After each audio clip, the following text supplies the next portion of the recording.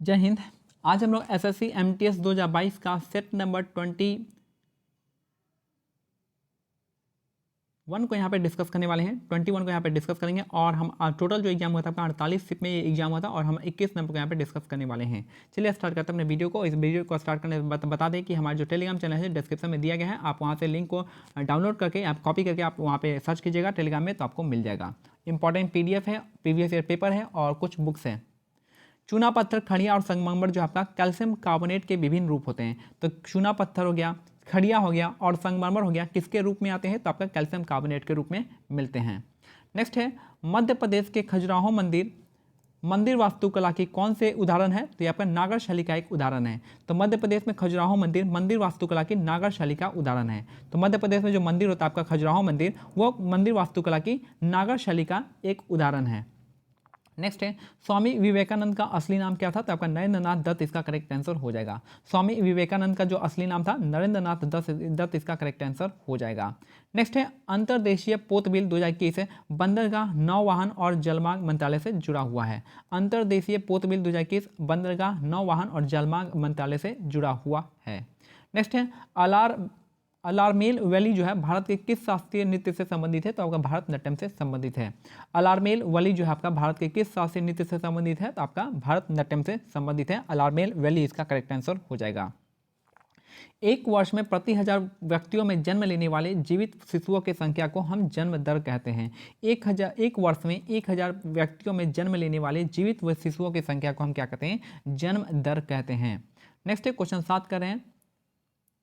अप्रैल 2022 में बालीगंज पश्चिम बंगाल के उपचुनाव में किस टीएमसी उम्मीदवार ने जीत हासिल की थी? तो आपका बाबुल सुप्रियो ने जीत हासिल किया था। ठीक है, तो अप्रैल 2022 में बालीगंज पश्चिम बंगाल के उपचुनाव में किस टीएमसी उम्मीदवार ने जीत हासिल की थी? तो बाबुल सुप्रियो इसका करेक्ट आंसर हो जाएगा। नेक्स्ट है अपने देशांतरीय विस्तार में हिमालय में 3 समानांतर पर्वतमालाएं हैं। अपने देशांतरीय विस्तार में हिमालय में कितने पर्वतमालाएं हैं? तो आपका 3 पर्वतमालाएं हैं और 3 पर्वतमालाएं। तो सबसे नीचे वाला कौन है? शिवालिक हो जाएगा, लघु हिमालय हो जाएगा और आपका वृहत हिमालय हो जाएगा। तो ये तीनों आपका वहाँ पे है। नेक्स्ट है गुप्त वंश के शासक कुमारगुप्त ने निम्नलिखित में से किस विश्वविद्यालय की स्थापना की थी? तो आपका नालंदा विश्वविद्यालय की स्थापना की थी कुमारगुप्त ने। गुप्त वंश के शासक कुमारगुप्त ने निम्नलिखित में से किस विश्वविद्यालय की स्थापना की थी? तो आपका नालंदा विश्वविद्यालय की स्थापना कुमारगुप्त ने किया था। ठीक है, नेक्स्ट है भारतीय संविधान के अनुसार भारत का एक नियंत्रण और महालेखा परीक्षक होगा जिसकी नियुक्ति किसके द्वारा? भारत के राष्ट्रपति के द्वारा की जाएगी। भारतीय संविधान के अनुसार भारत का एक नियंत्रण और महालेखा परीक्षक होगा जिसकी नियुक्ति भारत के राष्ट्रपति द्वारा की जाएगी। नेक्स्ट है सामाजिक आर्थिक जनगणना 2015 के अनुसार किस राज्य में भिक्षा से निर्वाह करने वाले निराश्रित परिवार की संख्या सर्वाधिक है? तो आपका उड़ीसा इसका करेक्ट आंसर हो जाएगा। तो सामाजिक आर्थिक जनगणना 2015 के अनुसार किस राज्य में भिक्षा से निर्वाह करने वाले निराश्रित परिवारों की संख्या सर्वाधिक है? तो उड़ीसा में सबसे ज़्यादा ऐसा कंडीशन है। नेक्स्ट है मंगल पांडे को बैरकपुर में 29 मार्च 1857 को ब्रिटिश अधिकारियों पर हमला करने के लिए फांसी दी गई थी। तो मंगल पांडे को बैरकपुर में 29 मार्च 1857 को ब्रिटिश अधिकारियों पर हमला करने के लिए फांसी दी गई थी। इंपॉर्टेंट क्वेश्चन है कि मंगल पांडे को बैरकपुर में 29 मार्च 1857 में, डेट याद रखिएगा, 29 मार्च 1857 को ब्रिटिश अधिकारियों पर हमला करने के लिए फांसी दी गई थी। नेक्स्ट है अमेजोन दुनिया के सबसे बड़ा उष्णकटिबंधीय वर्षावन है। तो अमेजोन जो है आपका दुनिया का सबसे बड़ा उष्णकटिबंधीय वर्षावन है। अमेजोन कहाँ पे? ब्राजील में है। MS सुब्बलक्ष्मी भारत की एक प्रसिद्ध कर्नाटक गायिका है। तो MS सुब्बलक्ष्मी जो है आपका भारत की प्रसिद्ध है आपका कर्नाटक गायिका है थी। तो MS सुब्बलक्ष्मी जो है भारत की प्रसिद्ध कर्नाटक गायिका थी MS सुब्बलक्ष्मी। नेक्स्ट है जब एक कोशिका अर्धसूत्री विभाजन द्वारा विभाजित होती है तो यह नई 4 कोशिकाओं का निर्माण करती है। जब एक कोशिका अर्धसूत्री विभाजन यानी मियोसिस द्वारा विभाजित होती है तो यह 4 कोशिकाओं का निर्माण करती है। कितने? 4। भारत के संविधान के प्रस्तावना के अनुसार भारत क्या है? गणतंत्र है। भारत के संविधान के प्रस्तावना के अनुसार भारत क्या है? गणतंत्र इसका करेक्ट आंसर हो जाएगा। भारत के संविधान की प्रस्तावना के अनुसार भारत क्या है? एक गणतंत्र राज्य है। नेक्स्ट है पंडित बिरजू महाराज जिनका निधन जनवरी 2022 में हुआ भारत के किस शास्त्रीय नृत्य से संबंधित है? तो कथक से संबंधित है वो।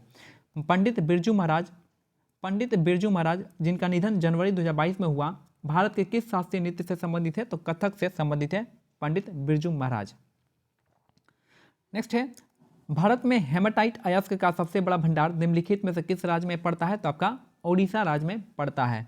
भारत के हेमाटाइट अयस्क का सबसे बड़ा भंडार जो आपका किस राज्य में है? तो ओडिशा राज्य में हेमाटाइट का सबसे बड़ा भंडार है। निम्नलिखित में से कौन सा एक प्रसिद्ध टेनिस खिलाड़ी है? तो महेश भूपति इसका करेक्ट आंसर हो जाएगा। नीरज चोपड़ा का हो जाएगा आपका जेवलिन थ्रो, मिल्खा सिंह का हो जाएगा आपका दौड़ जो होता है, और बस यहीं पे इनका नहीं पता। निम्नलिखित में से कौन एक प्रसिद्ध टेनिस खिलाड़ी है? तो महेश भूपति इसका करेक्ट आंसर हो जाएगा।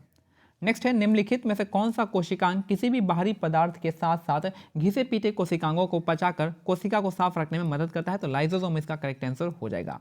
तो निम्नलिखित में से कौन सा कोशिकांग किसी भी बाहरी पदार्थ के साथ साथ घिसे पीटे कोशिकांग को पचाकर कोशिका को साफ रखने में मदद करता है? तो लाइसोसोम इसका करेक्ट आंसर हो जाएगा। लाइसोसोम में क्या है? डाइजेस्टिव एंजाइम भी कर सकते हैं, इसको डाइजेशन में हेल्प करता है लाइसोसोम।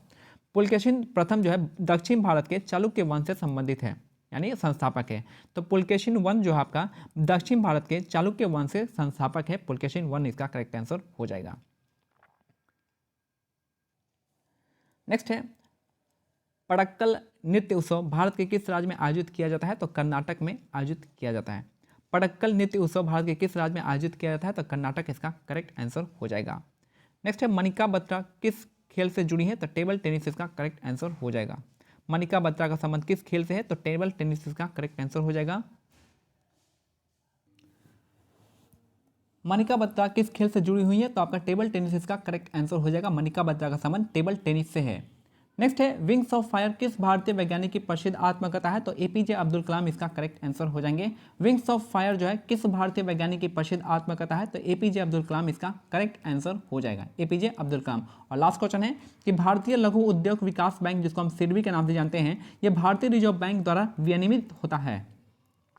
तो भारतीय लघु उद्योग विकास बैंक यानी सिडबी हो गया आपका, भारतीय रिजर्व बैंक द्वारा आपका विनियमित होता है आपका सिडबी। तो सिडबी किसके अंडर में आता है? आपका आरबीआई के अंडर में आता है। तो ये हमारा सेट नंबर 21 कंप्लीट होता है। मिलते हैं सेट नंबर 22 के साथ। तब तक के लिए आपको क्या करना है? टेलीग्राम चैनल को ज्वाइन करना है, जिसका लिंक आपका डिस्क्रिप्शन में दे दिया गया है। मिलते हैं। जय हिंद, जय भारत, धन्यवाद।